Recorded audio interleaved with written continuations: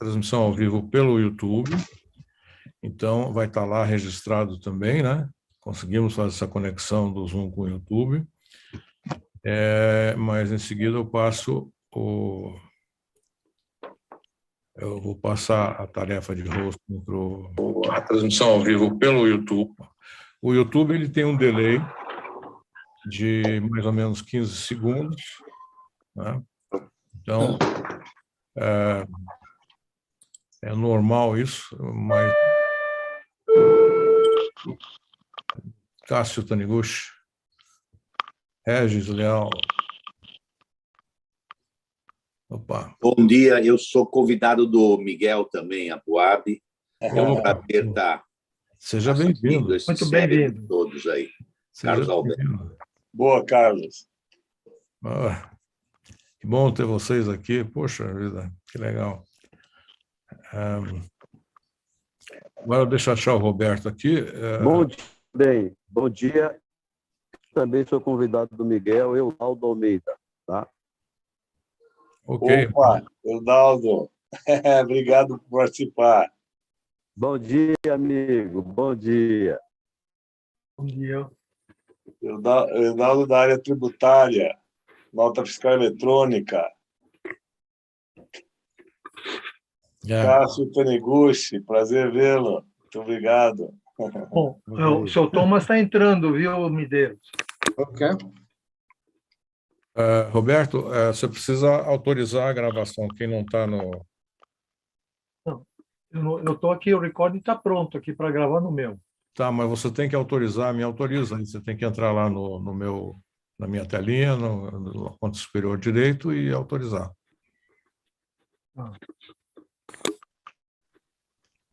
Já está gravando ou só quando ele entrar? Não está gravando, né? Ok. Ok, não. A gente tem um backup, né? Você não está na sua gravação, Gui? Porque aqui... tá ok. Já autorizei você. Quando for iniciada a gravação aí, Gui, eu vou também iniciar aqui o backup, tá?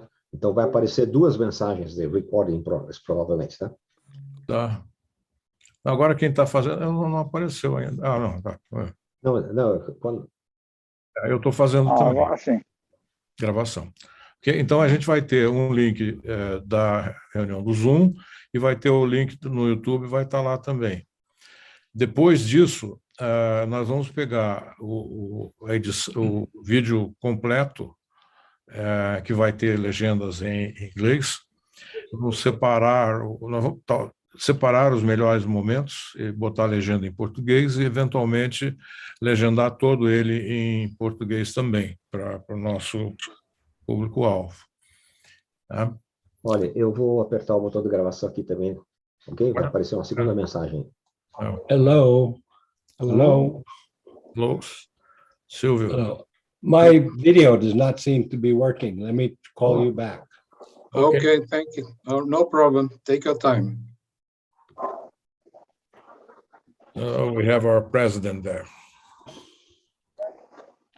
Let me try again. I don't know what it is. It's just the video didn't come on. So. Come on.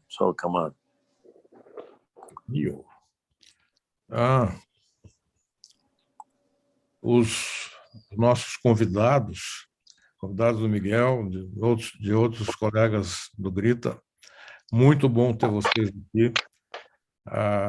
Se vocês não conhecem a experiência da Estônia, vocês vão ficar impressionados com o que a gente vai apresentar aí. E nós temos a possibilidade, sim, de construir uma sociedade mais justa, usando tecnologia, engajando o pessoal, engajando o nosso eleitor. Acho que vai ser uma boa experiência. Por acaso, Gui, você não desabilitou o vídeo do presidente, não, né? Qual vídeo? Porque ele disse que estava com problema com o vídeo. Ele está com o áudio, mas sem vídeo. Não, agora quem tá como host é o Roberto. Ele entrou e eu aceitei ele novamente, viu? Ok.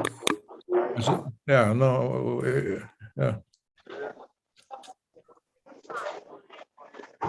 Sugiro vocês já começarem a falar só em inglês, porque o estoniano é difícil. Muito bom. Puxa vida, eu pensei que eu ia finalmente falar em estoniano. É o mais fácil, né? Silvio Barros, que bom vê-lo. Opa, tudo bem? Prazer estar aqui com vocês e muito obrigado pelo privilégio de ter sido convidado. Muito bom, Silvio. Prazer em revê-lo. Aqui, ó, are here with felonious, sei lá, faster than two bottles to both hello supported. Pô, a tradução do português para o inglês do Zoom é um negócio fantástico. Tem que olhar na legenda agora.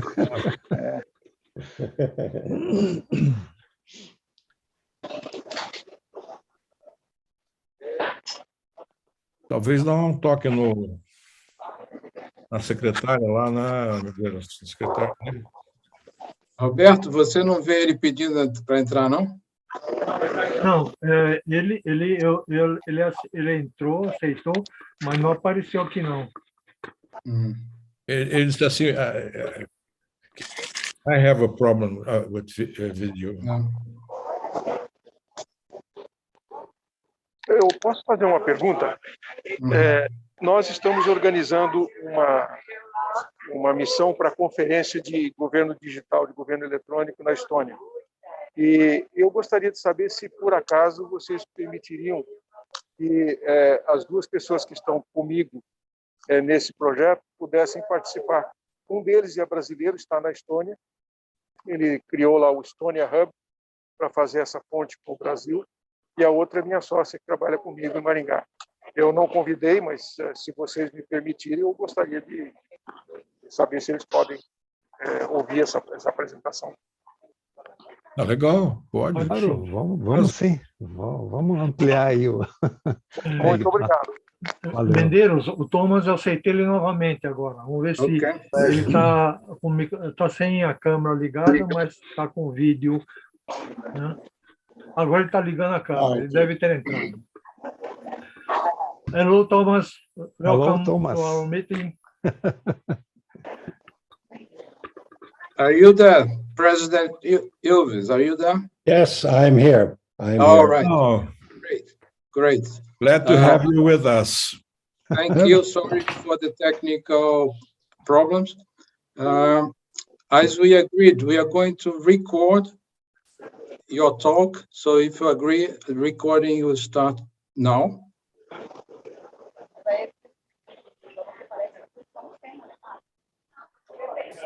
Okay. Yeah. Is it recording, Roberto? Okay, yeah. I will start the recording. Okay.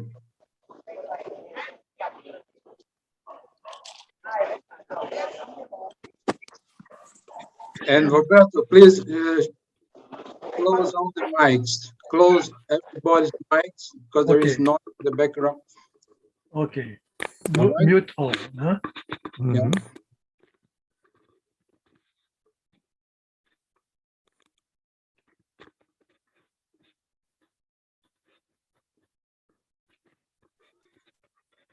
Shall we start now? Okay. Good afternoon, President Ilves, and good morning to the Brazilian audience. The presence here today of a former president of Estonia is sponsored by GRITA and its members.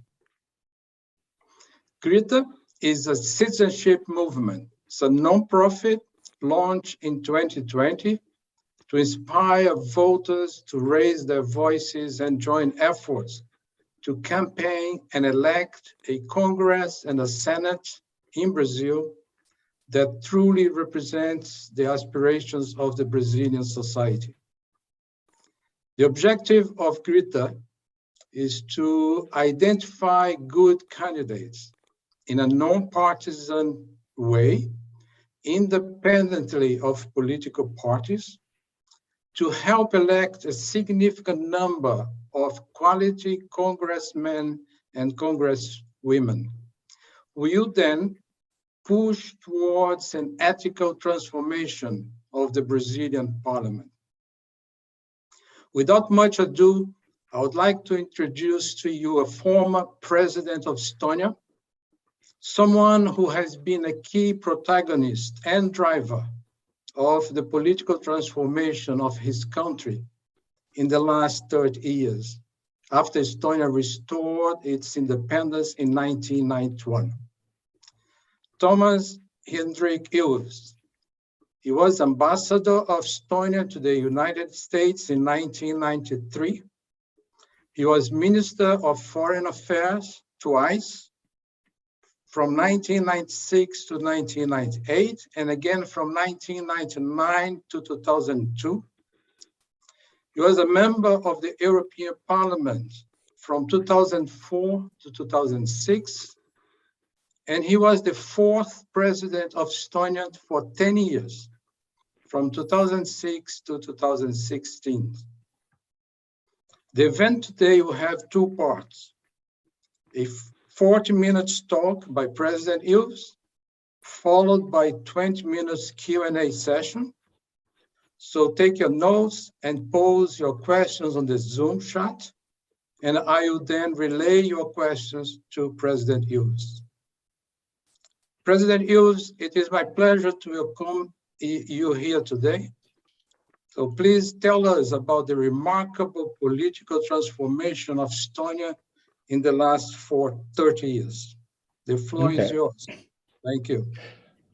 Well, thank you very much for your kind introduction, and I'm very happy to be here to speak to Grita. Well, I'm sorry to say where to start, but basically we came from a very bad place, since Estonia had been an independent country until 1940, and then we were occupied by the Soviet Union, and then we were occupied by Nazi Germany, and then we were occupied again by the Soviet Union. And it was pretty bad, I would say. No real freedom. It was a communist system, no property, no rights, no one could leave the country. Well, no one could go to the West. And so under the kind of loosening of perestroika during the Soviet Union, its biggest effect actually in Estonia, I would say, was that it allowed civil society to reemerge, because there had been no civil society under the Soviet Union. Everything was atomized, and all civil society structures had been destroyed. And you could either belong to the Communist Party, to the Komsomol, or a trade union, but other than that, you couldn't belong to anything. But as things began to open up in the late 1980s, people began to think seriously about independence and reestablishing independence, and more importantly, what kind of country we want once we do become independent, since it seemed that it was possible to do so. And so this began, I would say, before actual independence, sort of 2-3 years of very broad-based discussions on what kind of economy we wanted, what kind of constitution we wanted, what is important, what is not important, which got to the point where already in the second year of this, various people were having discussion groups, writing papers on sort of, academic papers on what an economy should look like, what kind of government we should have. So when we did become independent reestablished our independence on the 20th of August, 1991, within 3 weeks after that, we already had our constitutional convention in place with its delegates, that included a broad range of, we didn't have political parties quite then yet, but political interests from the left to the right. And that lasted, that constitutional convention lasted about 7 months, 8 months. And it came up with a constitution that was basically promoting a parliamentary system. The reason why we went for a parliamentary system was that parliamentary systems have a much better record for democracy. And I can say already, I remember reading in the late 1980s a study done of parliamentary versus presidential systems this is before communism collapsed. So it was actually looking mainly at Latin America and Africa and Western Europe, but it was already clear then that countries that had parliamentary system had a far better track record of staying democracies than presidential systems. And since that time, if you look at the record of the former communist world, you'll see that all of the countries with problems with authoritarianism have them because they have presidential systems, and the countries, and some of them even switched. I mean, Ukraine and Georgia switched from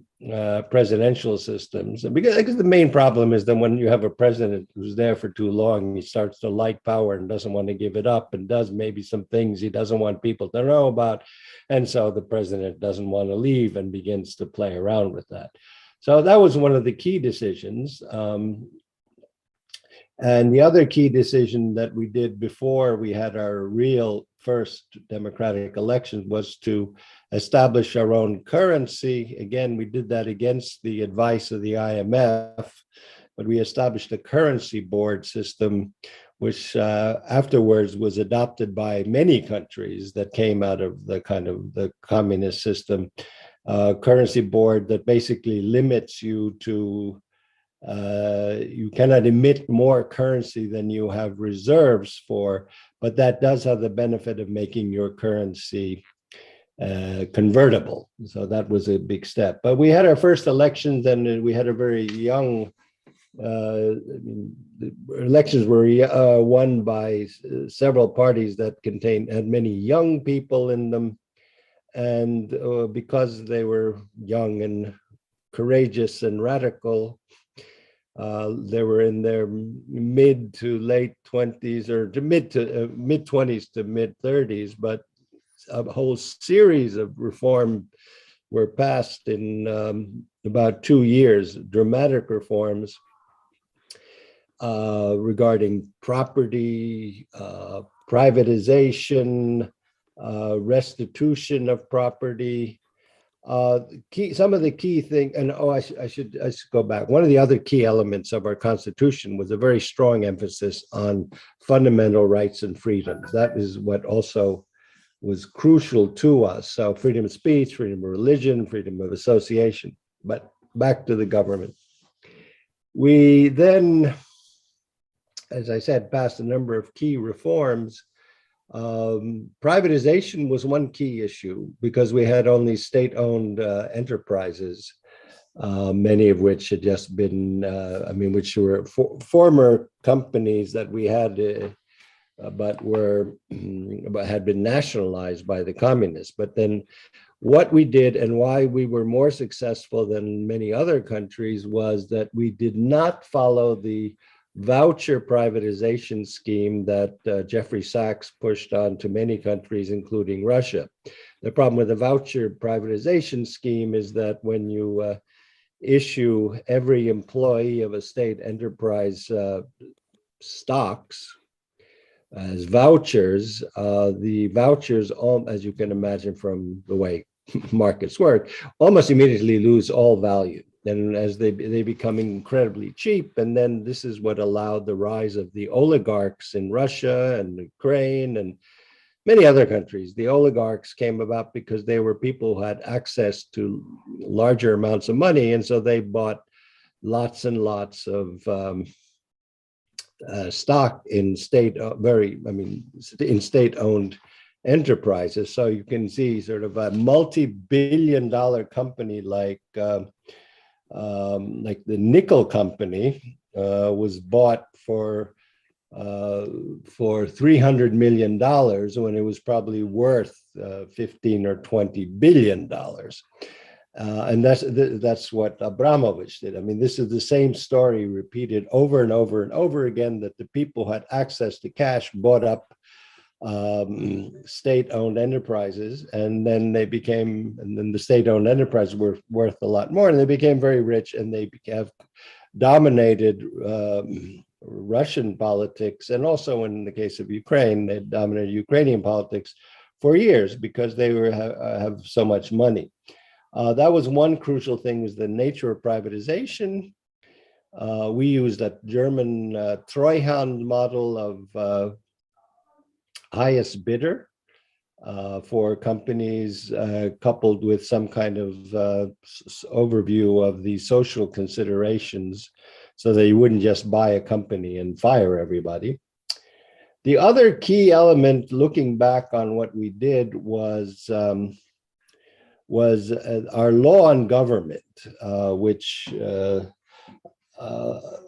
the law on government allowed us to avoid a problem in many countries, both Western and Eastern, which was that it established a civil service, and that meant that if you have a minister, the minister, well, in our case, we're a small country, you can have two advisors, but those are the only political appointees. Everyone else is a civil servant, and the highest ranking person is the permanent undersecretary, who is a career civil servant or career foreign officer.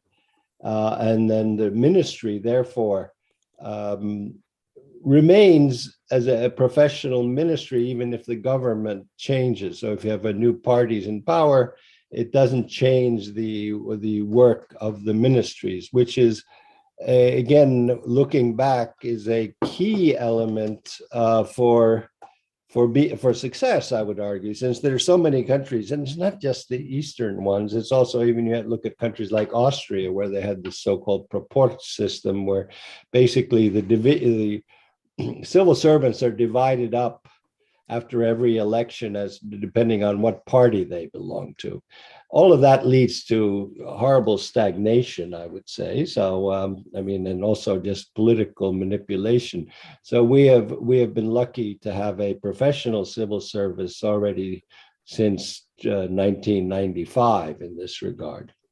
So, so those are the structural reforms. I didn't get into like all of the land reform and other things, but we still had one problem, which was we were extremely poor.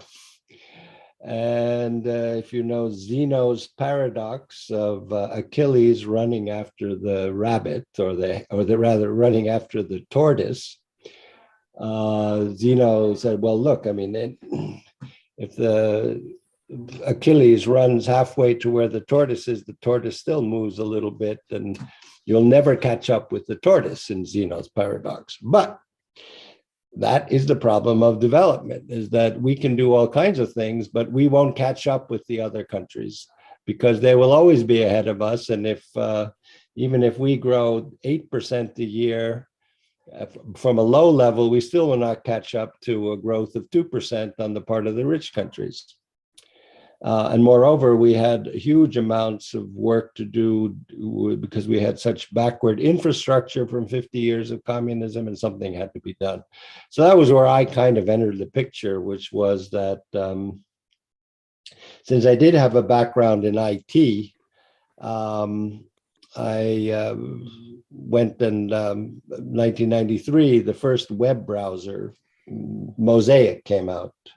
You had to buy it. You had to go to a store, and you got 7 floppy disks, and you'd upload it. And before that, there was no, unless you were really highly specialized, you couldn't really even access the World Wide Web. So he was the first web browser. And I looked at this thing, and I said, wow, this is the one area where we are all on a level playing field. We are no less advanced than the United States or Germany or Japan. We're all starting out with this thing.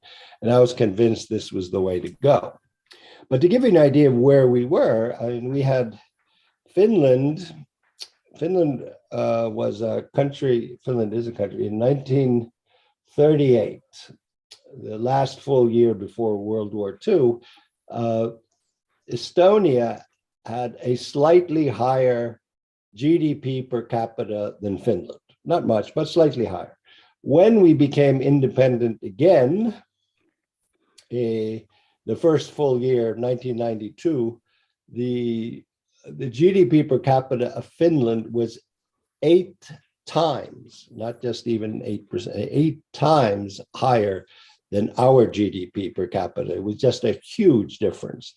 And that basically showed that, well, how bad communism was for development, but also since Finland's economy was largely, had a strong tech component, I argued that Estonia as well should invest heavily in tech and tech education. And that was the beginning of what is called, and you can look it up, the Tiger Leap, which was to, I propose we digitize all of the schools and connect all the schools and teach kids how to use computers.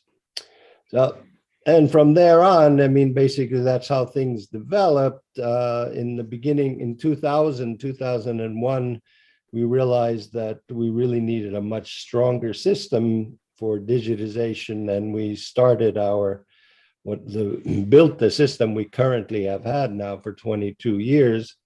The main feature is that you can do anything and everything in the citizen relationship with the government, except for 3 things. You cannot get married online, you cannot get divorced online, and you cannot buy or sell physical property, that is land or apartments or houses. You have to show up for that because, well, we were concerned, and I think rightly so, about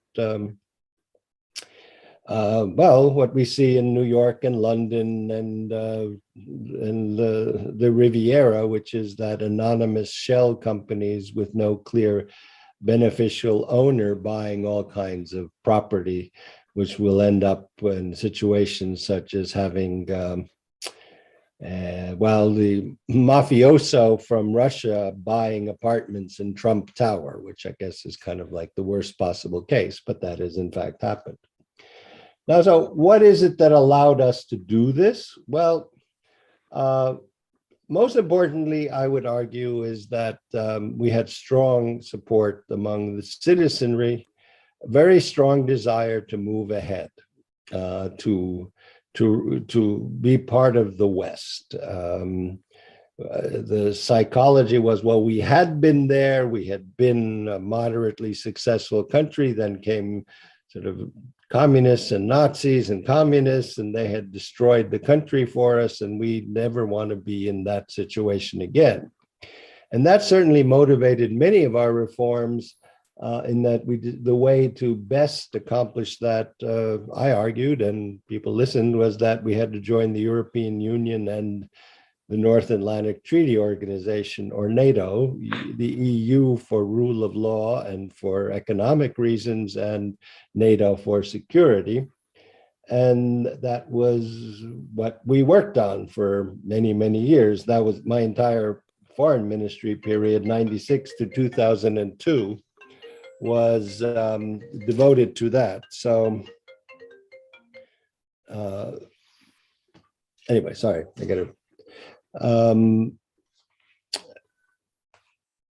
And that certainly was one of the reasons why reforms were somewhat easier, since we knew what we had to do. I mean, in a sense, from the European Union, you are presented with a template of good governance that we followed.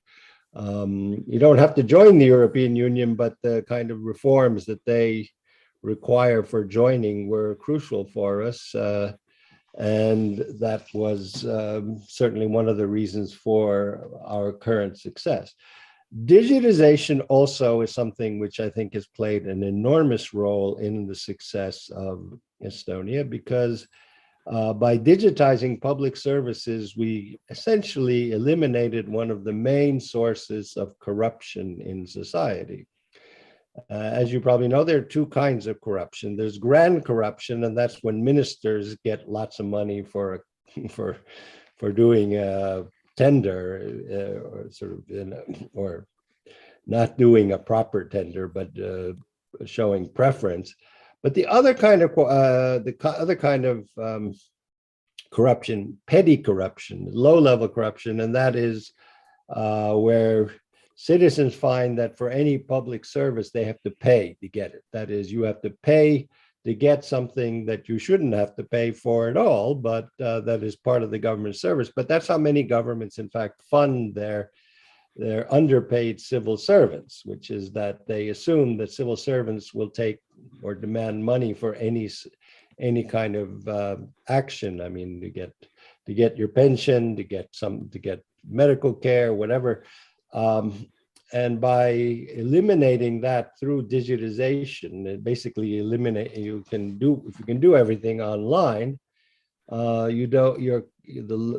this really cuts through corruption. I mean, a kind of example is that, which is a persistent problem in many, many post-communist countries, are corrupt traffic police who will then, if you are speeding, you'll have a high fine, but if you pay the policeman some less money, you'll get off. Well, you can't do that in Estonia because we only accept as evidence radar information with the time and who recorded the traffic, the speeding incident. And only then will you be fined. So if you're speeding, the computer will tell you that you've been speeding, and the traffic policeman doesn't really do anything other than take your address and phone number. So this has helped, I think, our society to a huge degree, is that we have very low corruption. We are not only are the least corrupt of former communist countries, but we're one of the least corrupt countries in the European Union, including all kinds of countries that were never had communism, but they're still more corrupt. And so, I mean, this all took time. It doesn't happen overnight. It has been 30 years. Today, our GDP per capita, I don't know what it is most recently, 35, 36, 37,000 a year.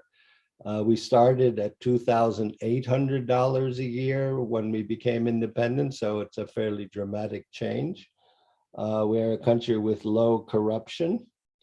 We are a country of very forward-leaning on technology and technological solutions as something that we keep doing all the time. And I would say the biggest challenge we have is becoming too comfortable with our success, because we are more successful than many of even the older countries in the European Union, or the ones who've been there for a long time. Our GDP per capita now exceeds Spain's GDP per capita, and well, who knows what's going to happen with the war and with COVID, but at least if the trajectory that we were on still last year continues, we will have a higher GDP per capita than Italy, which was a founding member of the European Union. So looking back on the things that mattered the most, I would certainly say that I would rank, first of all, sort of the depoliticizing governance, so that governments can come and go, but the civil servants remain there. Secondly, digitization was clearly a key to establishing a clean form of governance and also effective public goods that can be accessed easily. This is very important in a country that has low population density. I mean, our cities have high population density, but I, for example, live in the countryside, and its services are generally far away from where I am, but I can basically accomplish everything I want at my computer.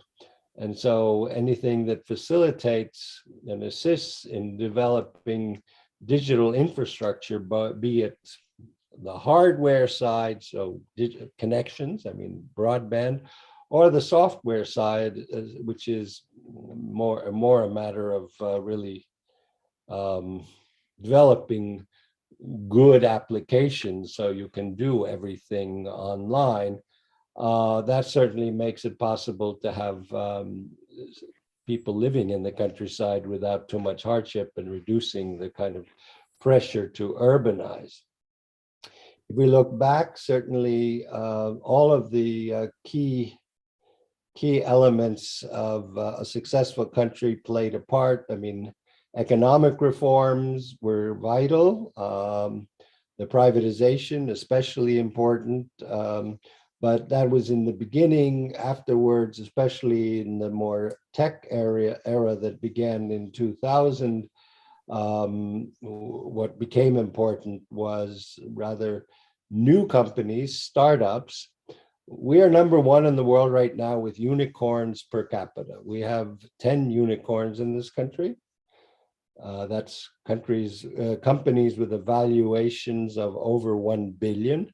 So we basically, as a small country, we have a unicorn for every 130,000 people.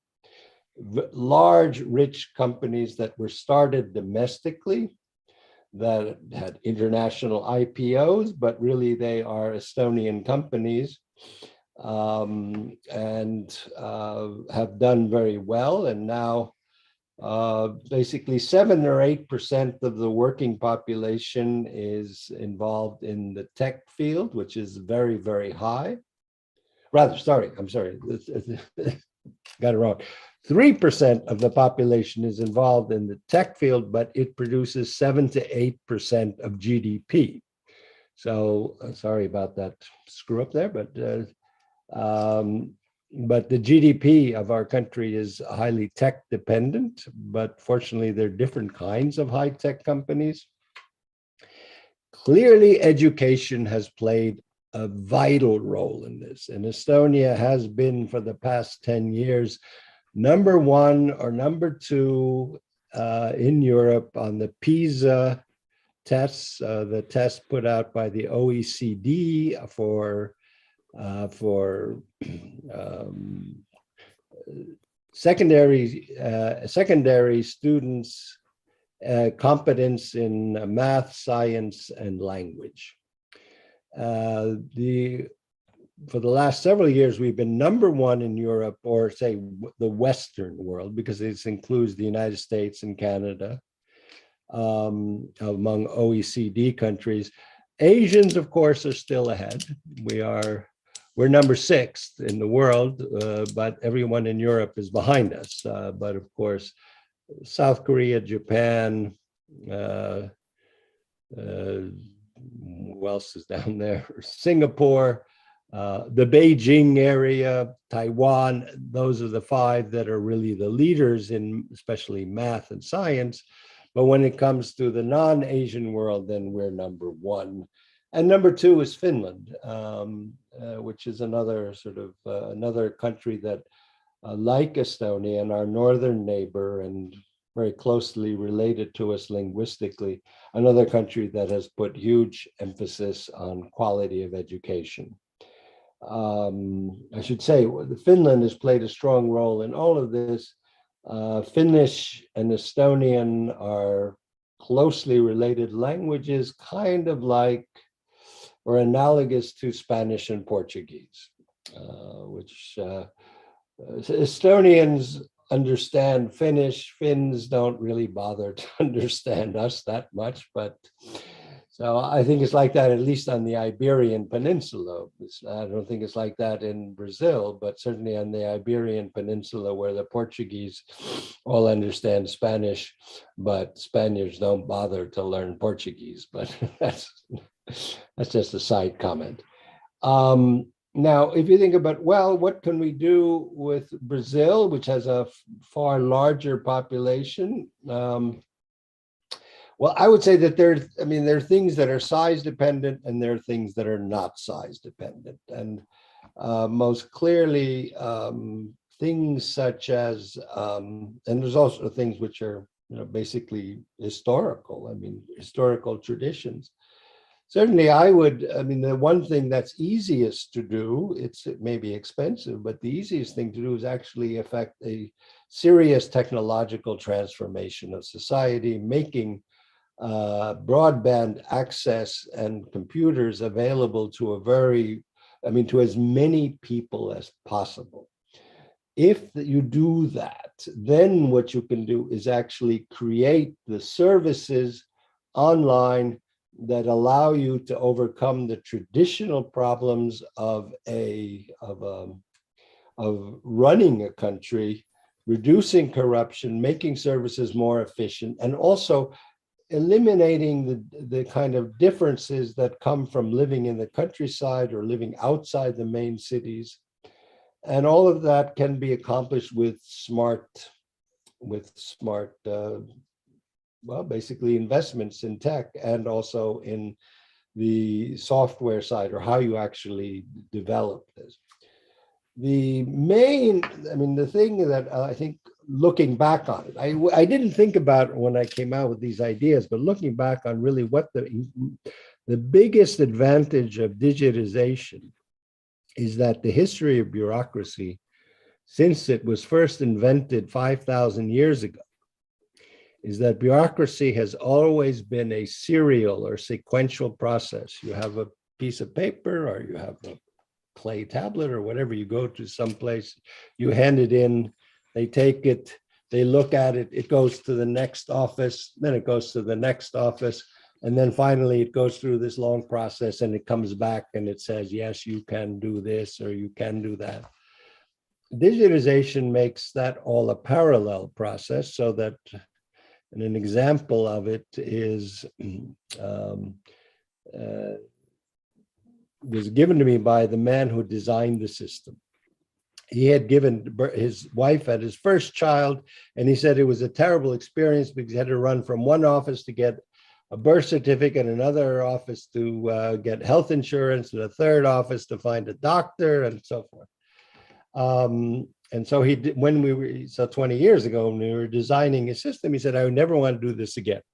And so he designed the system in a way that when a child is born in Estonia, the hospital asks, what is the name of the child? And then the parent says, the child's name is this.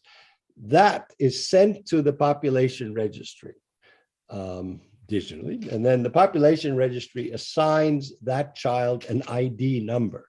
Automatically, the ID number goes to the birth certificate office, and then automatically it also goes to the health insurance office, and automatically goes to your local government, because the amount of money a local government gets depends on how many citizens there are in the local government area. And so that happens instantaneously, and there is no running around on the part of the poor father to get all these things done. It just happens automatically. And you can just see the same process over and over and over again happening in all kinds of areas. And this is one of the benefits. Certainly, I would say that when it comes to Brazil, that the sine qua non for an effective digital governance is, first of all, you need a secure digital identity, which requires, at bare minimum, a digital ID card with a chip. It needs to have the kind of, it has to be designed so that each identity is unique. It is secured by two-factor authentication and end-to-end encryption, but that's how I connect to everything. I am completely secure. You need a good architecture. We designed our own architecture. We do not have a single central database, but rather data are all over and connected via your number. And then also equally important is data integrity. Everyone is worried about privacy, but in fact, far more important than privacy is data integrity. The difference between the two is privacy if someone finds out what my blood type is. Data integrity, or lack of it, is if someone changes my blood type or the record of my blood type, which could lead me to die. Certainly, the access to the internet is a key element, and that we have done all kinds of things for 20 years. So basically, we have internet everywhere almost, but Access is relatively cheap. It could be cheaper, but for example, every public building has, and every restaurant, everything has a Wi-Fi, has Wi-Fi.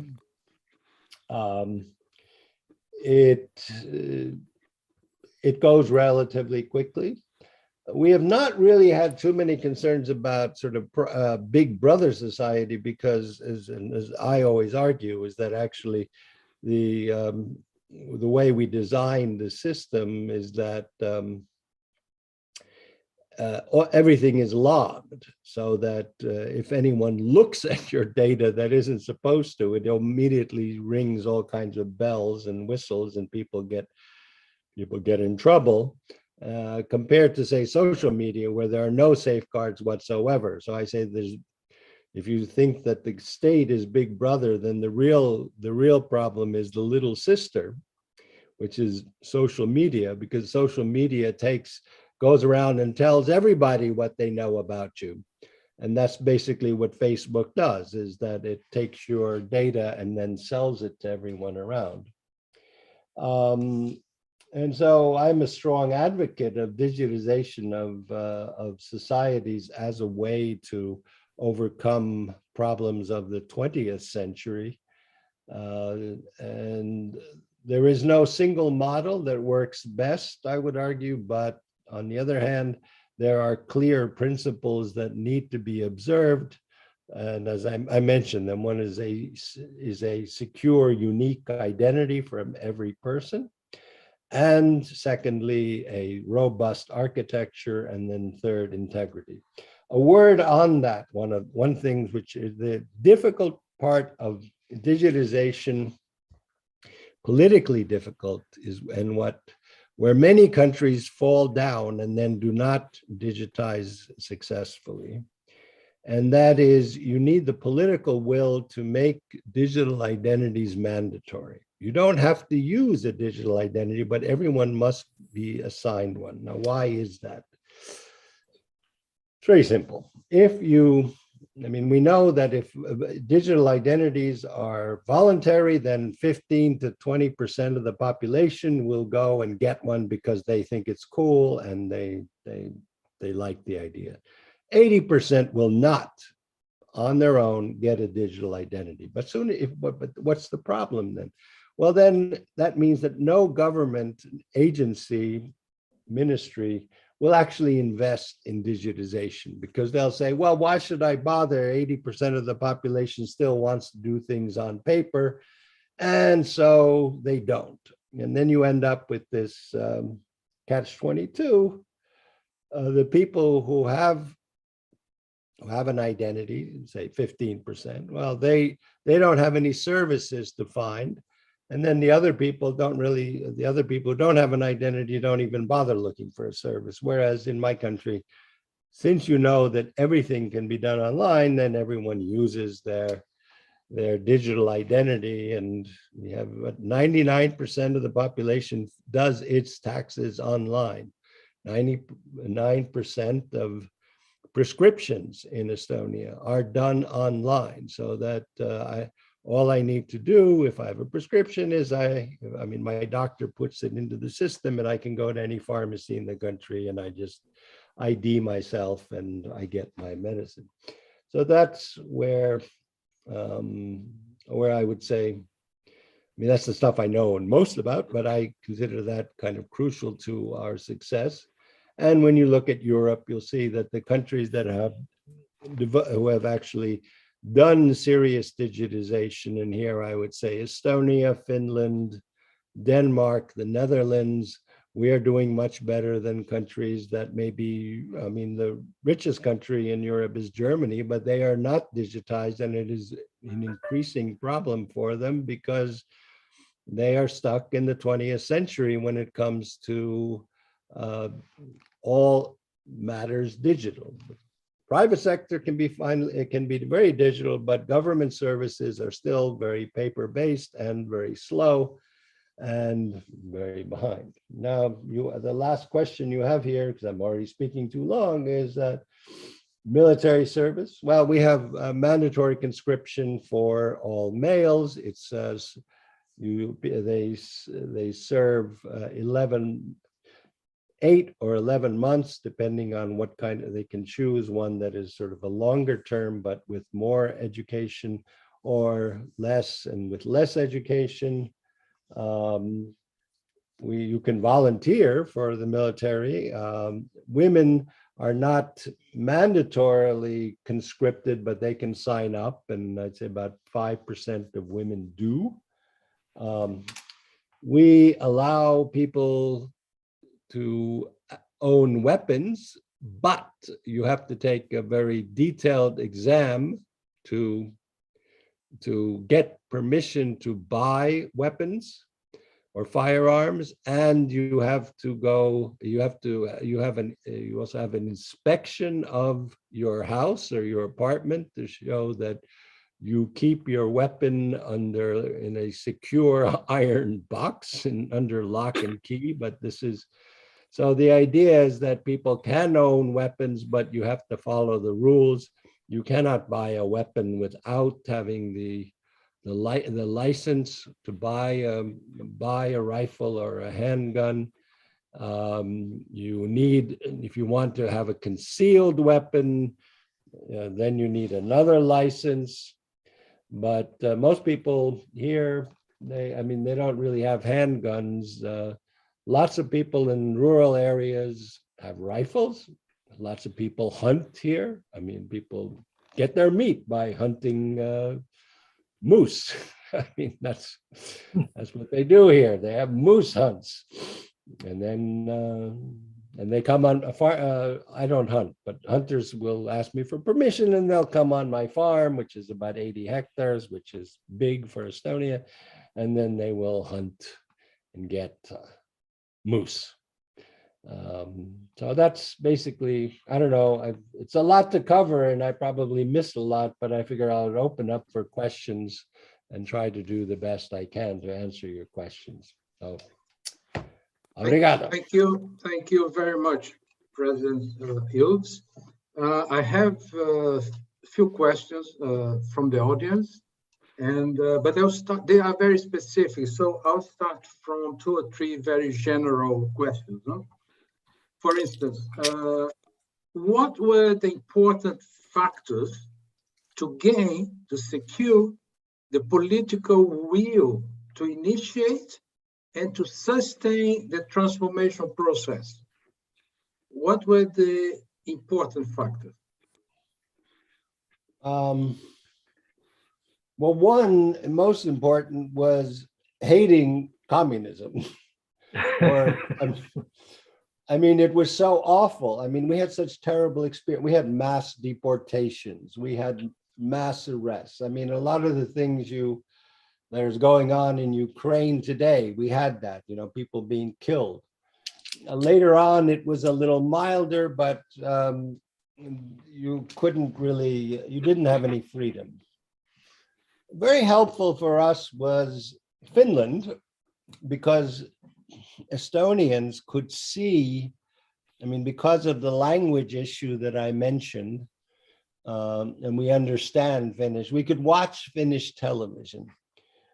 And when you saw Finland became richer and richer and we did not, people began to say, wow, what is it that we need to do if we want to be like Finland? Well, you need to make all kinds of reforms. So there was broad consensus that we need to do radical reforms if we want to become like Finland, especially, as I mentioned, with the knowledge that one time before communism, we had been ahead of the Finns.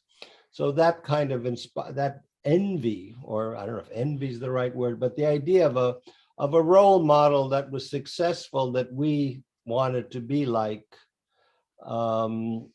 was important, I think, for us as well. But the main thing is that people really just did not want to live the way they had been living, and were therefore willing to do things that other societies maybe were not. Having a knowledge, however, of of Finland, I think was important, because no other country that came out of communism did as radical reforms as we did. And others were much slower. Many countries copied us, actually, former communist countries. And I've spent 20 years advising former communist countries on economic and especially digital reforms and transformation. And in fact, I've even advised a number of countries that never were communist on how to do transformation. But I think the thing that's always important is you have to have people wanting to do it. And that was, in my thinking, at least, I mean, the unique combination of pushing digitization and my insistence that we start with young people, because the young people are the ones who are most interested in doing new tech things. And that was certainly the case in this country, where much of the digitization was driven by young people. It was not a top-down effort. It was something that was much more driven by young people and local governments that were being pushed by civil society and by younger people. And so when it comes to digital transformation, I would strongly recommend harnessing young people to get involved as much as possible. Thank you, President Ilves. I've changed now to some more specific questions. So the first one is, how do the Estonian citizens, do they trust, do they approve online voting systems? Yes, but it's a very specific situation. And I start off with, I do not recommend online voting for any country unless they do what we do, which is you need the whole ecosystem. We trust online voting because we vote, well, basically what do? We vote every 2.5 years. I mean, we have every 4 years, we have local elections, every 4 years, we have national elections, and every 5 years, we have European parliament elections. But the thing is, we use the same system daily for everything else. So we do it for all our banking, the same system for, I mean, they're private banks, but the banks use our state system, which is much more secure than any commercial security you can buy. We use it for banking. We do all our health care, everything we do daily. Prescriptions, it's all done using this one system. So if you trust this one system for everything else, then you trust it for voting once every 2.5 years. Whereas if you, if you have a standalone only digital voting system, I wouldn't trust it either. I mean, the only reason I trust my system is because I've never lost money.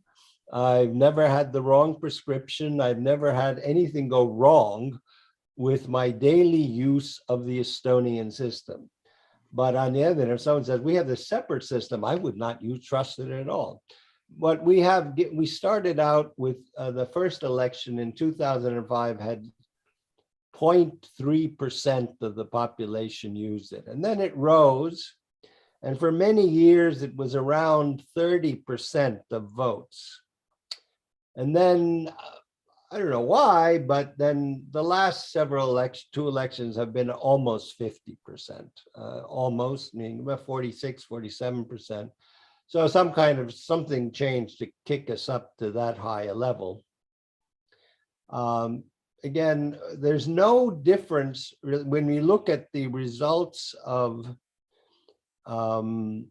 voting on paper across the country, and you look at voting and also voting or digitally, there are no political party preferences. It's not like one party will get more votes digitally. So that was one of the big objections. Oh, you guys get all the digital people voting and we don't, therefore we're against. It doesn't, you look at the evidence and you see that basically there are no, it does not favor any particular political party. Young people vote a little more online than older people, but that difference has been disappearing quite a bit in this country. What else? I don't know. I mean, it's, as I said, it's because it's part of the entire, what we call the ecosystem of Estonia, that people trust it. Okay, thank you, President Hughes. I still have 3 or 4 specific questions. All you want. But I'm worried about your time because I'm fine. Yeah, I'm great. budgeting my time. All right, great, excellent. So the next one is education. You mentioned very clearly how well Estonia has done on the education side, having the best outcome in Europe and one of the best in the world. But the question I have here is about kids, young kids. At what age do they start using computers? And then another question related to that, have you faced specific challenges to connect the schools all over the country? What were the challenges? Okay, I'll answer the second one first. That was my proposal and program in 1996, was connect all schools and put computer labs in all schools. And so, and that started in 1996. And 98, 99, all schools were already online and all schools had a computer lab. So this meant that every school had access to computers. Now, what we do, it's the computers are just integrated into the educational process so that things are done in the classroom, not just mathematics, but all kinds of things are simply in the curriculum and very important. And one feature that distinguishes Estonian education from many others is lots of homework. I mean, you don't go to school in this country from 8:30 to 3:30. Yes, you do go to school from 8:30 to 3:30. But what happens is that, like in America, then you have maybe 15, 20 minutes of homework. In Estonia, you end up having 4 or 5 hours of homework. It's a rigorous educational system we have here, and it's a very demanding educational system. Children get lots of homework, and students are expected to do a lot. We find that when students finish, when they complete grade 12, that they know more than other school systems because they've had a more rigorous education. They know more math, they know more science, they know more history. They know more literature. I mean, I just have seen it with my own kids. They read so much more than I did when you can tell from my accent, I went to a very good public school system in the United States, but which was also one of the more demanding ones. But even there, I look at what my daughter has had to do and what I had to do. It is a much more demanding curriculum. But the computer side is strongly integrated into the educational system. Students do have computers, or families have computers. That's just something that, well, it's the consumer profile. I mean, we have basically not more than 90% of households have a PC at home or a laptop. Even though we're not that rich, but that's what people spend money on, and they realize that to live in this society, you need to invest in some kind of computer, and they do. Okay, thank you. Now let's change to the taxation sector. The question I have here is, how does the taxation system works in Estonia? Do you have different taxes for services as compared to company taxes? What was the challenge to digitize the tax collection system? It is as simple as it could possibly be. All taxes are 20%. Income tax, personal income tax is 20% flat rate. Corporate income tax, which is only on dividends, 20%. VAT, 20%. It's everything is flat. And what it started out, the income tax, the income corporate and personal income tax was 26%, but digitization, well, there were two factors. One was digitization, which made it much more efficient. And the second thing was compliance, that people, if you have a simple system, people are more willing to pay. And so we could lower our taxes because we got much more money. The compliance rate went up. I mean, because, well, I mean, we made enough. I mean, the budget was filled with, so nicely filled with, that we could lower the tax rate, which of course then made people happy. Politically, it was a great decision. It's very easy, and when you have a simple flat rate income tax, it is highly efficient. All companies or employers report how much they pay. You go and, I mean, it says how much you've been paid, and then you look at it and go, yes, no. In these, there is a the salary. There is a social tax paid for by the employer, which is 33%, and that includes then basically 13% for healthcare, and then the other, whatever it is there, 20% goes for social matters. So healthcare is, I mean, it's the whole thing together is 33%, but the 13 goes into the healthcare system, and the other one is for all the other social welfare things, unemployment and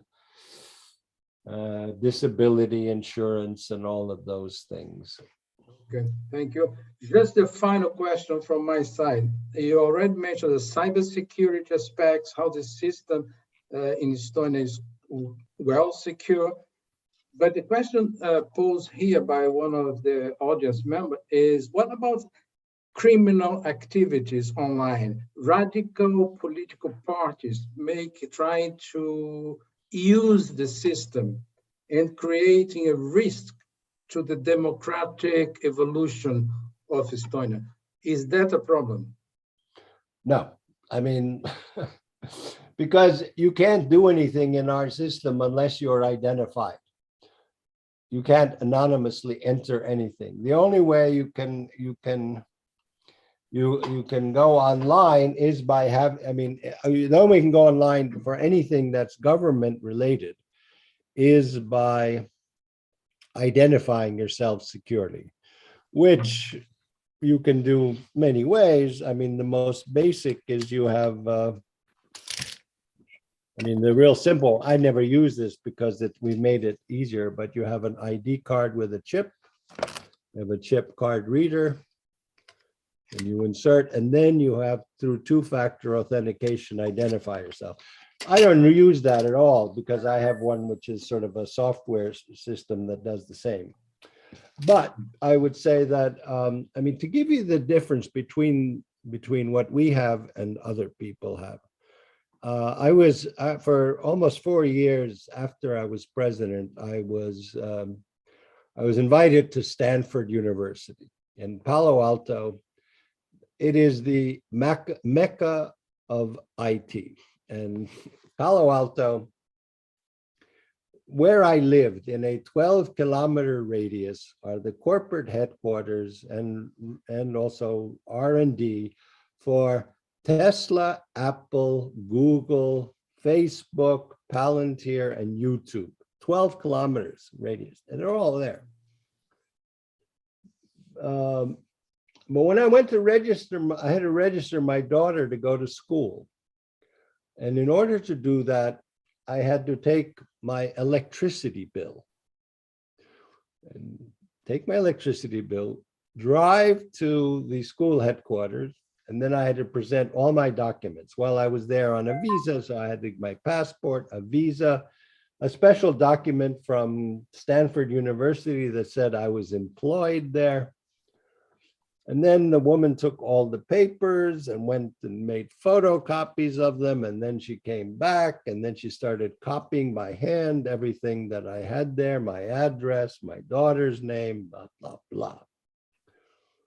And I looked at this and I said, this is the 21st century in Estonia. If I want to register my child for school, I just get online. I do it and basically, yeah, I mean, you go to school and if you change where you live, then you go to a different school. So I just go online and say, my daughter now lives here and that is her school district. I mean, it happens like it's 30 seconds. Whereas, and this, I mean, it would have, if it had been somewhere else in America, I would have said, okay. But it is the home of Apple, Google, Tesla, Facebook, all of them. And it's that paper-based and primitive, which shows you that the public sector in the United States is not in any way become digital. And so it's very, very primitive. It really is not moved much beyond where the public sector was before computers. And so that's a very big difference. But in terms of security, because we have such a secure system, we have had no real breaches. We have been attacked, yes, we've been seriously attacked, but our system has not failed yet. Thank you. From my side, President Ilves, I just remains to thank you. I really appreciate your willingness to address a Brazilian audience. I can guarantee you that all those listening to you are very pleased. And I just want to take 30 seconds of your time and pass the word to the chairman of the Grita Association. He just want to express his thanks to you. Huh? Always a pleasure to listen to you. Thank you. Oh, thank you.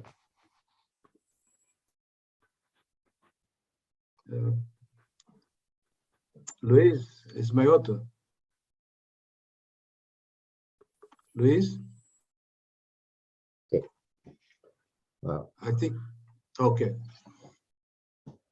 President Ilves, on behalf of Grita Associates and our guests today, I would like to thank you for this very informative and provocative speech that we got here today. It is really one of the most precious feelings the Brazilian citizen can have today, hope. Thank you very much. Well, thank you. I should tell you, we have a few Brazilians in our tech sector now. They moved to Estonia and work in some of our best companies. So they seem to like it. Maybe I should put you in touch with some of the Brazilians here who like Estonia very much and are very much big fans of the digital system. So I'll call one of them and ask them and pass on the name to you. Yeah, in fact, we have lots of Brazilian entrepreneurs that try to be successful startup builders down here in Brazil, not so successful. So they really moved the entire company to Estonia. And also on the blockchain and financial and fintech space, a lot of us has Estonian, I can say visa, but IDs.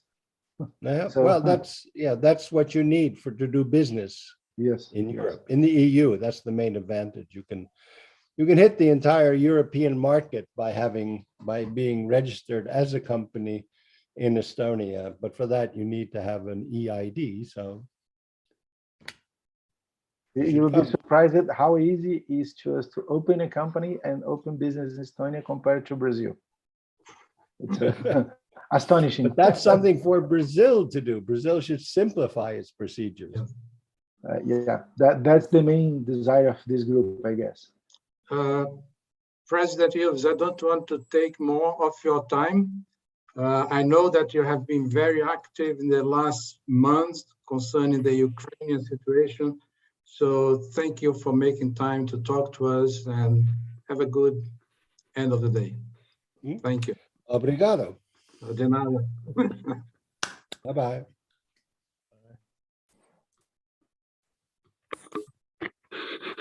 Ok. Ok, temos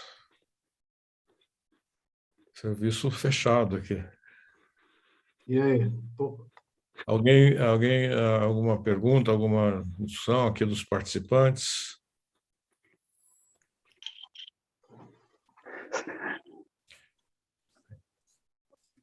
Agradecer só muitíssimo, muitíssimo essa visão que ele nos deu.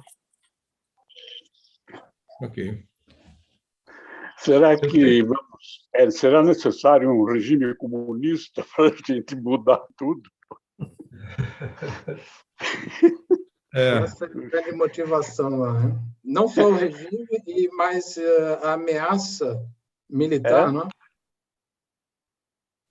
Ele usou a palavra ódio como motivação principal para mudar ali um ódio, a sociedade. É ódio por experiência, né? Imagina se você ser uma parte da União Soviética, no tempo do Stalin, né?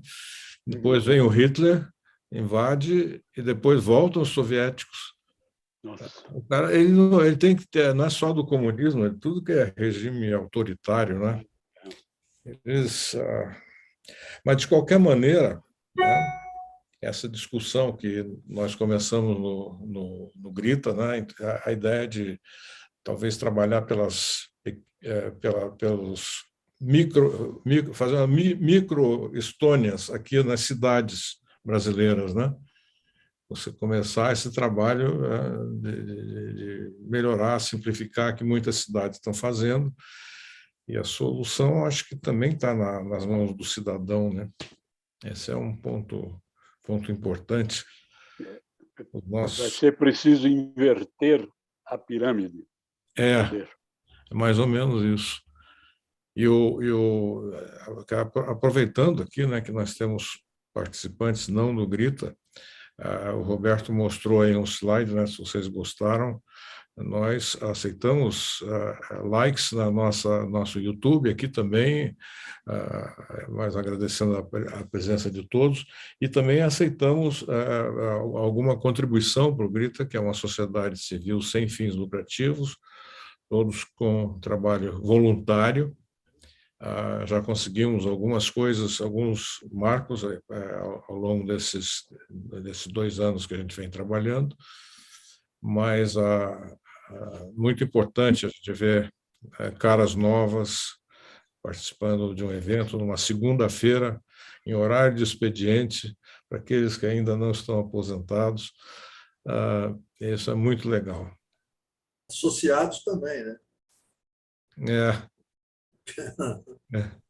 Aqueles que quiserem se associar, nós estamos abertos para poder recebê-los com muito prazer. Mandando um e-mail, né? Isso. Ou então, o Roberto pode colocar de novo o slide aí, Roberto, para colocar um Pix, né? Também um Pix é uma maneira de mostrar, e a gente vai saber e pode entrar em contato. No caso do Pix, acho que não existe limite, né? Podem ser valores pequenos, valores grandes, qualquer um será bem-vindo, mas principalmente a participação de vocês se vocês acham que nossa proposta está boa também, falem com seus amigos, com as pessoas próximas de vocês, a aderirem à causa do Grita, né?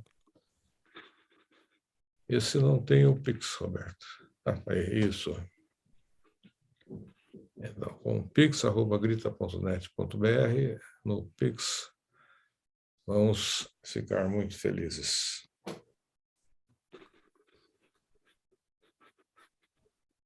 Realmente, acho que o que faltou no Brasil um pouco é viver sobre um regime onde você não tem liberdade. Depois saber o que é a falta de liberdade. Essa é a diferença grande. Eu estive, inclusive, na Lituânia, que teve uma situação similar à Estônia, claro. Lituânia, Estônia, Lituânia, todos são países que vizinhos que passaram por esses mesmos problemas, né? Então lá o pessoal sabe o que é viver sob um regime totalitário, né? Onde você não tem liberdade, você não pode decidir o que você vai fazer. Essa é a diferença muito grande.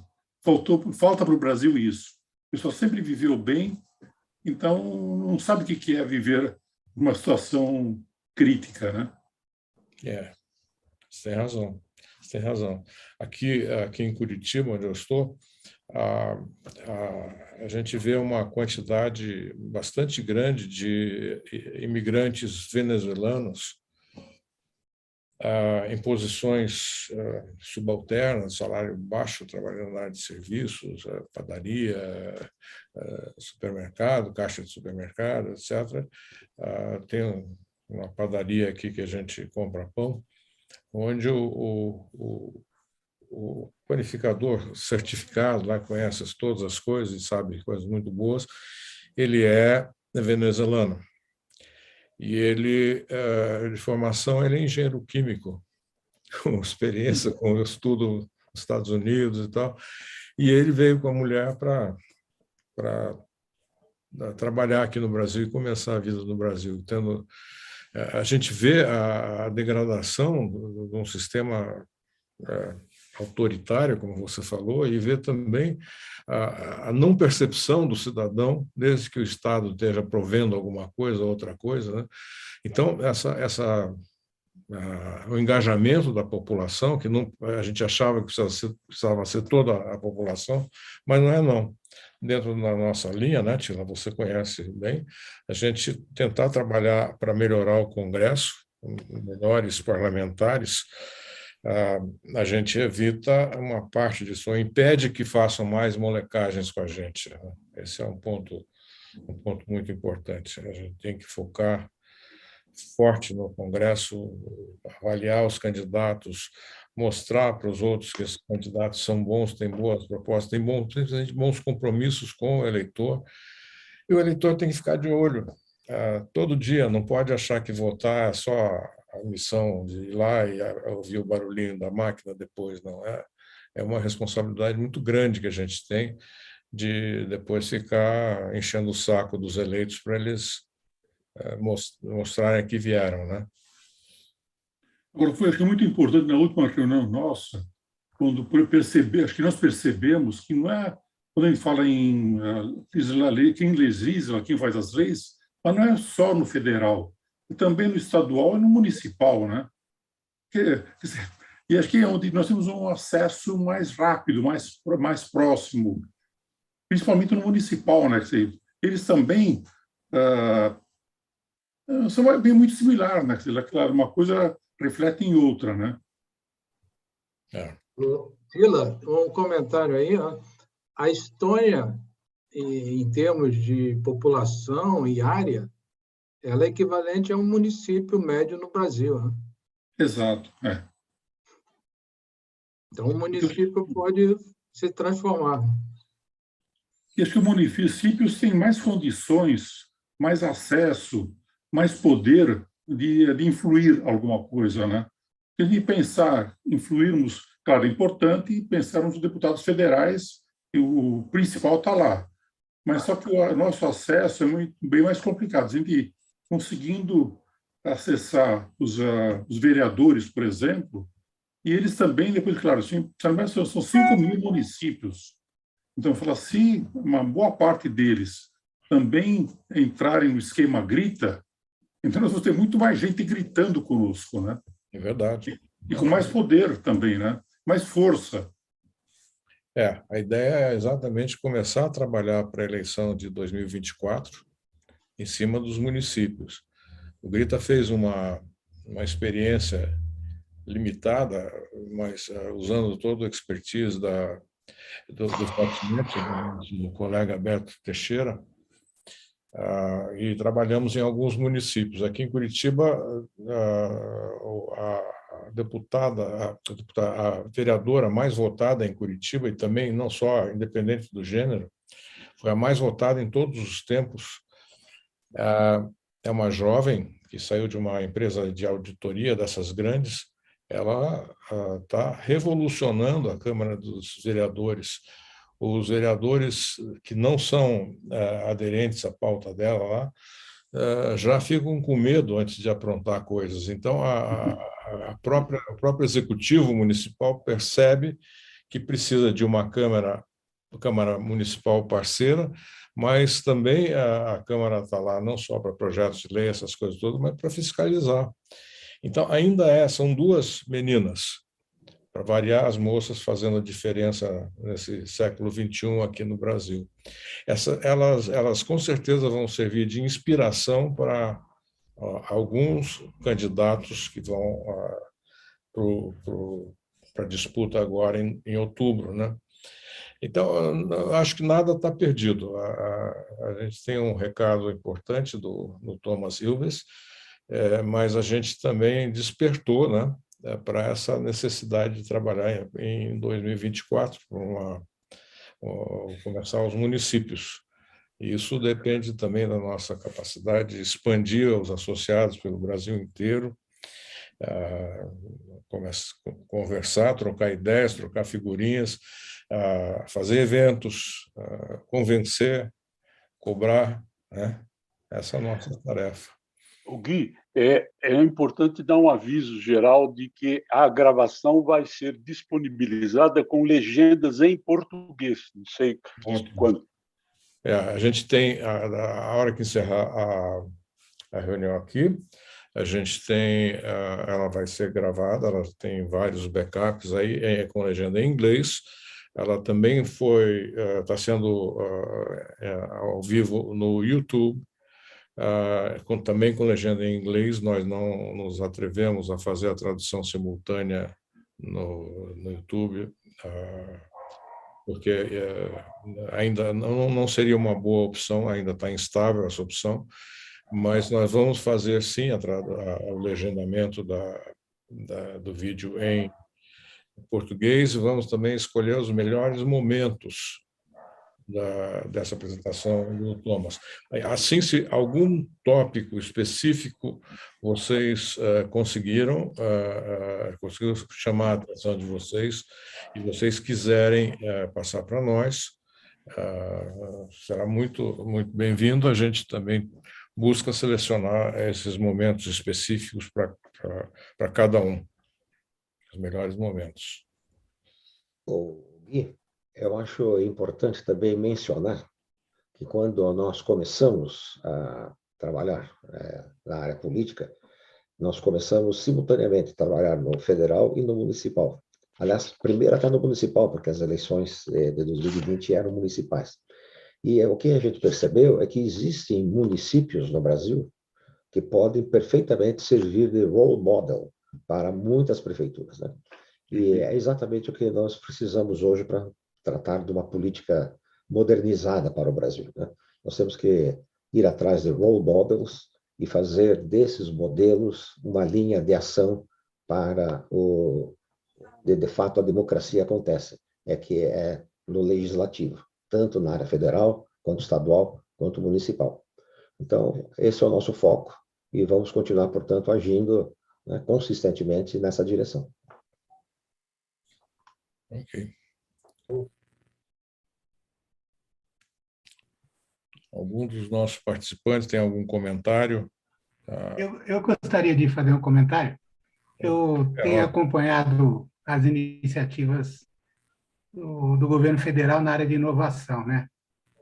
Vocês sabem que eu sou servidor, né, federal, funcionário público, concursado. Então, é a minha missão, né? Estou lá fazendo isso.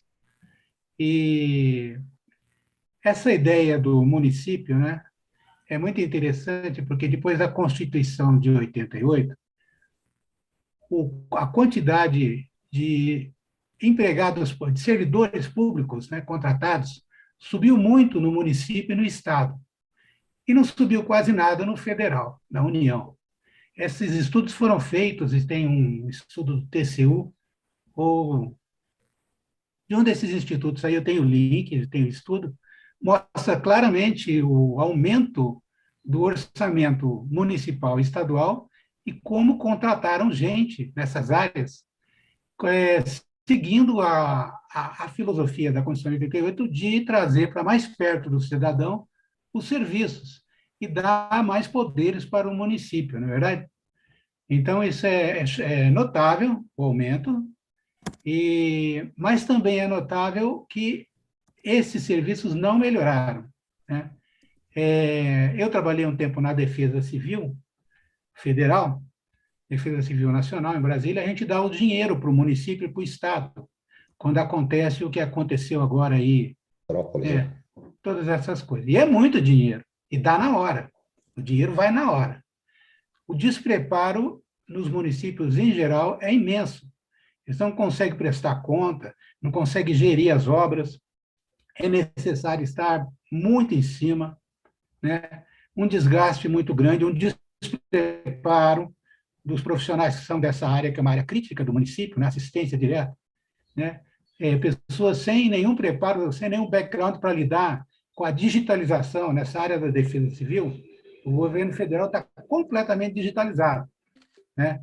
A gente passa o dinheiro pelo cartão e a pessoa no município instantaneamente tem o dinheiro na mão para contratar gente, para limpar a rua, para salvar as pessoas, para comprar gasolina para os caminhões, quando acontece. Até para isso eles têm dificuldade porque não tem a conta, não sabe como lidar. Então, é um caso muito crítico. Então, eu queria continuar uma segunda fala agora. Posso continuar?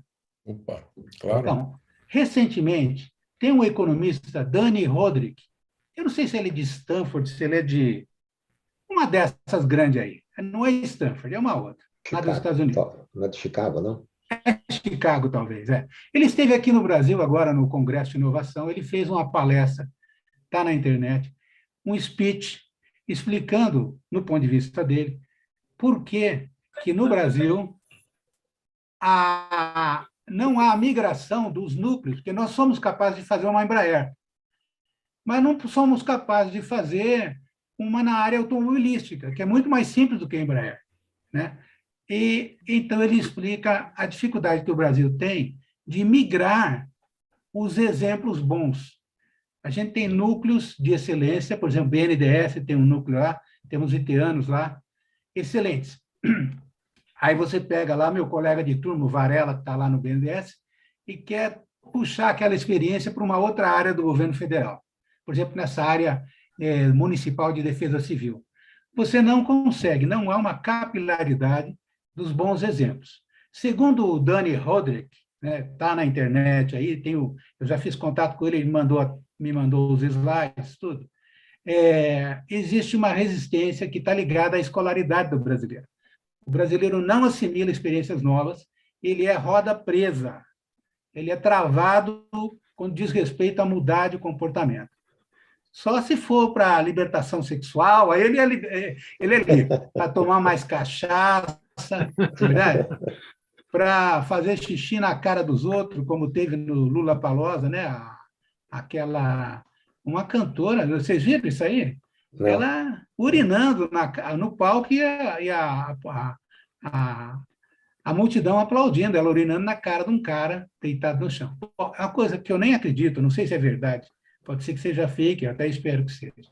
Então, a nossa dificuldade, segundo a gente identifica no momento, é essa questão da migração dos bons exemplos. Nós somos excelentes, temos bons exemplos, mesmo no governo federal, nós temos núcleos de excelência absurda. Como eu expliquei para vocês, a Estônia já está na nossa alça de mira há mais de 3, 4 anos. Eu cheguei a ir a encontros reais, eles trouxeram, antes da pandemia, pessoas da Estônia. Mas o nosso problema está na atitude. na assimilação de novos comportamentos, na multiplicação de escolas como o ITA, por exemplo, né? Multiplicar, replicar, é muito difícil para o brasileiro. Na Estônia não tem nada disso. O conceito básico é assim, que é um lugar pequeno que, em situações específicas de temperatura e pressão, conseguiu dar esse salto. Para nós, é um outro universo. O nosso tamanho, a nossa escolaridade, o tipo de vivência política que a gente teve. Bom, vou parar por aqui. Precisa entrar para o Grita, cara. Eu estou com vocês, só que acontece o seguinte, eu sou absolutamente ocupado. O meu chefe haitiano, né, é o brigadeiro Pazini, e está no governo. Não, ele tem um relacionamento muito próximo, por ser colega de turma do Bolsonaro, né? Então, ele tem um acesso, mas não usa, claro, não vai usar. Não precisa usar, porque as pessoas competentes não precisam usar as amizades. Mas sempre é uma porta que a gente conta. Então, a gente está muito ocupado, com muito trabalho nesse sentido, mas não dá conta, porque o Brasil é muito grande, nós precisamos de organizações como o Grita. E foi o brigadeiro que me pediu para estar aqui com vocês hoje, porque ele está fazendo um esforço muito grande, está morando em Brasília, e está fazendo um esforço muito grande, usando o seu acesso às instâncias militares que ele tem, e isso é uma vantagem nesse momento. E para transformar, né? Não transformar o Brasil numa republiqueta, mas sim numa federação, né? Digamos, uma democracia séria. Nós estamos envolvidos em vários eventos, em várias iniciativas, inclusive no voto, né?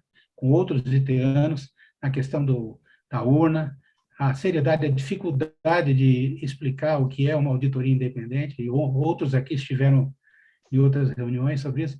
Nós estamos com várias frentes de trabalho, mas a resistência é muito